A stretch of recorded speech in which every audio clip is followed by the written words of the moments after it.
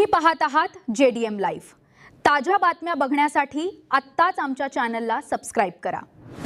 30 जून 2026 पर्यंत राज्य सरकार शेतकऱ्यांची कर्जमाफी करणार असा शब्द सरकारने दिला होता, परंतु सरकारने ती तारीख आता पुन्हा एक आठवडा पुढे ढकललेली आहे।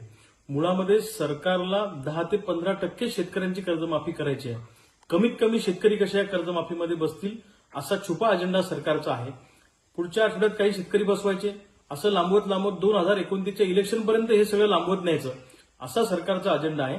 आणि शेतकऱ्यांमध्ये गटतट करून भांडणं लावायचे हा सुद्धा सरकारचा याच्या पाठीमागचा अजेंडा आहे। सरकार चालढकल करण्याचा प्रयत्न करते। सातत्यानं आम्ही आंदोलनं करतोय। मी उपोषणाला बसलो, राज्यभर शेतकरी रस्त्यावर उतरला। सरकार म्हणालं होतं की आम्ही तुमच्यासोबत चर्चा करून तुमचं म्हणणं ऐकून घेऊ, पण अजूनपर्यंत सरकारचा निरोप आला नाही। मी सरकारला सांगतो, सरसकट विनाअट विनाशर्त कर्जमुक्ती होईपर्यंत आणि 100% पीक विमा मिळेपर्यंत लढाई थांबणार नाही। लवकरच तुम्हाला महाराष्ट्रातला शेतकरी रस्त्यावर दिसेल।